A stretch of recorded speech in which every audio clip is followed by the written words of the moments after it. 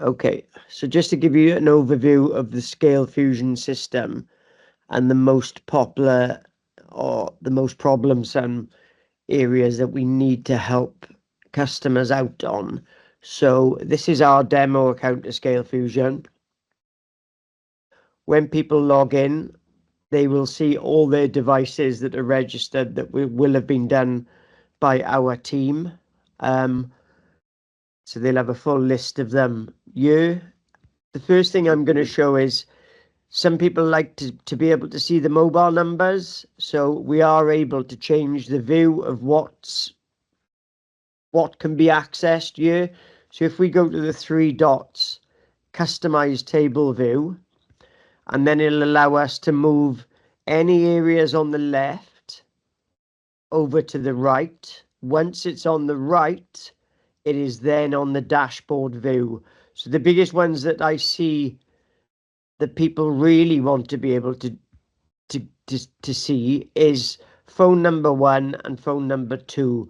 And the reason there's phone number 1 and phone number 2 is obviously because of two SIM trays, and depending on where the SIM has gone across. But you can put anything across, anything that's in this left-hand menu, you can move across.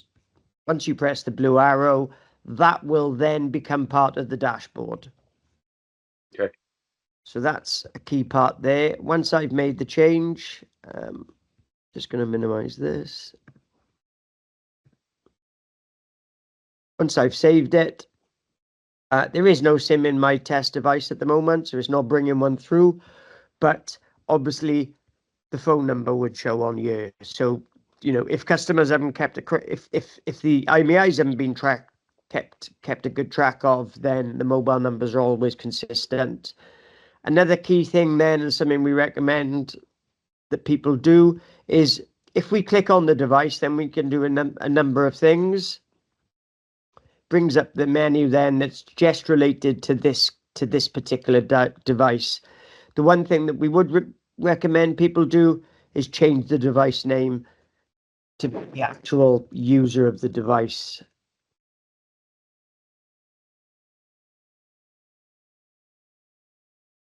Once I've done that, it'll just be called that device then. In this dashboard as well, we can track the device. So at this moment in time, we can see where that is, which is obviously where I am. If we click on it, it'll show the street, and it'll give a pretty good location within about 1 meter or 2 meters. And then some things that some customers want to be able to do is to be able to go back in time and see where a device was at a certain period of time. The standard licenses that we give with our clients as standard allows 7 days of tracking. But if you press on the red icon, it will then bring up another element of tracking, and this is where you can manipulate the date. So if I go here and I wanted to look where it was on Wednesday, at any particular time, it would show where that device had been. And if you do a period of time of, say, I don't know, 2 p.m. to 4 p.m., you will see like a blue snail trail of where they've been at all times. So obviously the more the device is used, it'll actually leave you a pattern of where what that device has been doing over a certain location. So that's, you know, quite a handy part of the device tracking.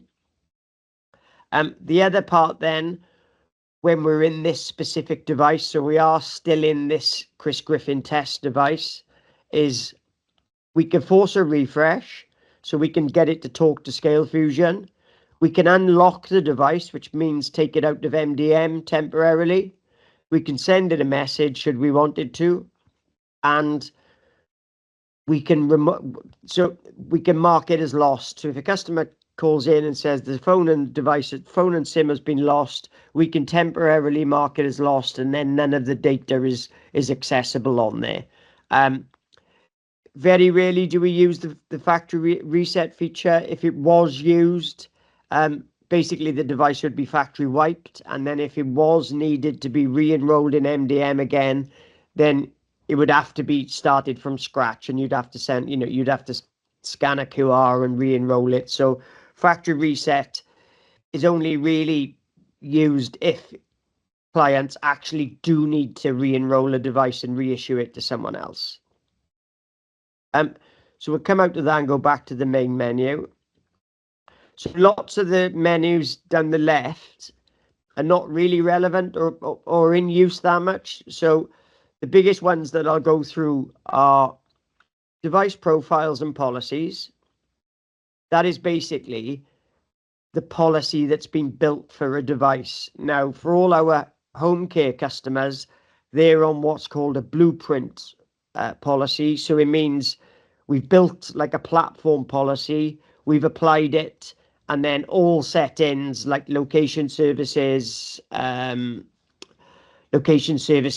time that it takes before the device display times out is all standard, and we don't have to go in and amend each policy separately. This, it's at a good platform. But if you do want to amend a policy, you press the little pen edit button. And then in this feature here, which is this list of these are the native applications that are on the device.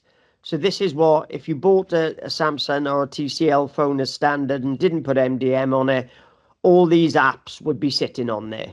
So if you have a client or if a customer needs to change what they want to show on the device.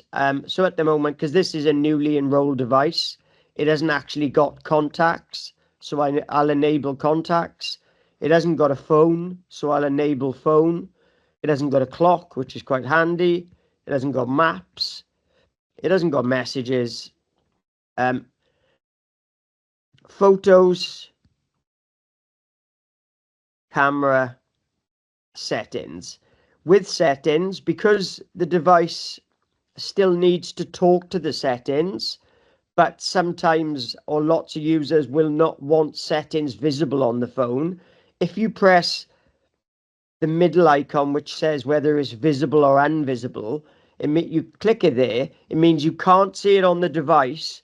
But if the device needs to talk to settings for any way, any shape, if it needs to actually have commands with settings in the background, you're still enabling that. One feature we do find handy is enabling Play Store. Now, once Play Store's enabled, it doesn't mean that they can download every app that's on the internet. It just means that they can sort of force updates if they had to, or if they had a new device and some of the apps hadn't downloaded quickly over the connection, they can go into Play Store and force the install of the app. So we quite often do that.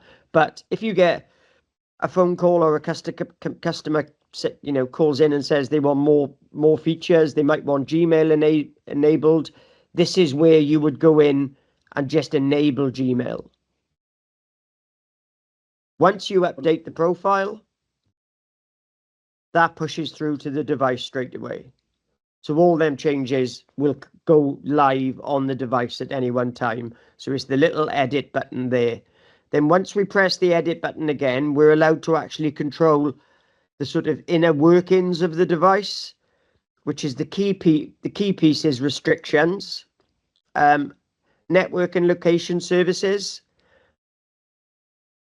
On this, we will see that location services is already on because it's part of our care policy. But if it was a courier and we haven't built the courier-based platform yet, you may need to go in and enable location services. To do this, then you tick the top one. Then you force GPS always on. Then you attempt to automatically enable location services, and you enable location tracking. That device then is being tracked at all times. When we do, that isn't part of our blueprints policy, because some people don't want them to be able to connect to Wi-Fi, is forcing Wi-Fi on. So if I tick these boxes here, then basically within the device, on the three dots on the right hand side of the screen, a connect to Wi-Fi feature will enable, and that'll allow them to connect to office Wi-Fi or home Wi-Fi. As soon as we press update again, that will pull that policy through to the device. Device settings, we can control the ring volume. We can control when the display switches off and goes into timeout mode. Secure settings, unlock settings. We automatically force the device to lock after 5 minutes. General settings, which is quite key, is quite different between couriers, logistics, and corporate customers. But social care, they always want it enabled that the time zone is set at device level and that users cannot make changes to the time. You know, it's just physically not possible on the device. Permissions, we don't really access that a lot. Then we've got device management. So on here, then you can change all manner of things. You could disable outgoing phone calls. You could disable SMS. You can disable Bluetooth. You can. Some people want, some people want them to have access to their own Gmails. So by adding this button here, adding deleting Google accounts, it'll actually allow the user to add their own Google account to the device and it won't cause any problems. And then you've got key guard settings, which you can enable or disable as much as you want, really. Application settings we don't really need to go into, so that's the main part of the restrictions. The next one, once we've got device profile edit open, is passcode settings. So lots of people do want a password set, or a password or a PIN set up. So if we click that button, and then we select this to be numeric, the next time that device is on or refreshes to data, it will force the user to set a PIN number. So the one thing we do recommend is, especially if there is lots of devices, that the pins are kept the same, because obviously otherwise it could get messy if you've got 50 devices with 50 separate pins. And that's the main part around policy sort of editing. So once I update that, all them changes have been done there. The next piece then is someone calls in, they want a new application pushed out. We go to application management, play for work apps, add from Play Store, and we'll have a look for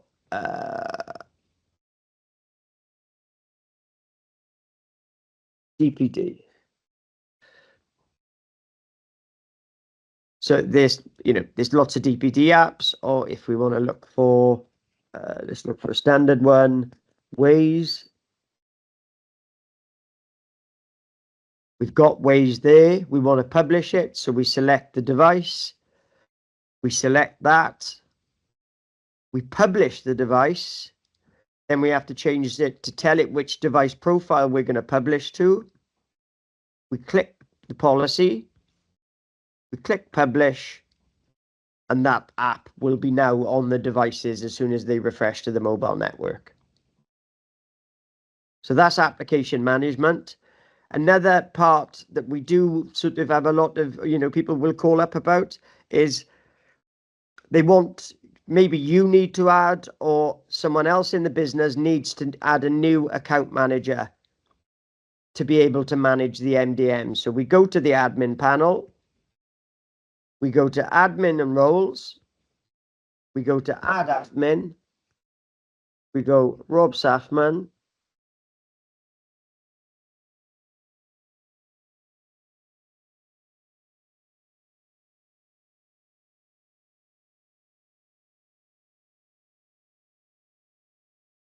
List of roles. It has to be co-account manager, or you could, there are lots of different levels, but really in the main, someone's going to want to add somebody else on that can co-manage these policies with them. So we go to co-account manager. It'll always ask for an expiry date of when they're allowed to be an admin for. We click that. I don't actually know. Just going to call it Rob. I don't really know why it's given an error there. Submit. I can't add you particularly at the moment, because you're already a user on the MDM system, and ScaleFusion will only allow one email to be used as a co-account manager. But if we just use for the example of, obviously, in other organizations, the emails would never have been used in the system. If I change it to .com, because it doesn't exist, it should let me publish it. Yeah, it has. So now that user's been sent a setup password. That user's been sent a link and their unique password to ScaleFusion. We recommend they save it to whichever browser which they're logged into, and then that allows them access to ScaleFusion at any time. I'm going to go to my list of questions that we have on other areas.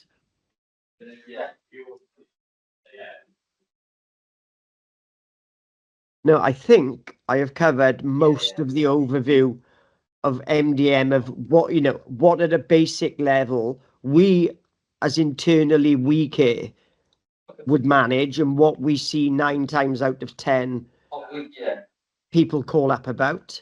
And then also for externals who would be watching this, these would be the key elements of what they would need to do to make any changes and to track devices. If at any point you want to go back to the main dashboard screen, you just tick the ScaleFusion button, and it'll show us the dashboard view, and it'll show you last time it was active, and obviously all the other details. And then once again, if you want to access that particular device, you just click it, and we're back into that device level.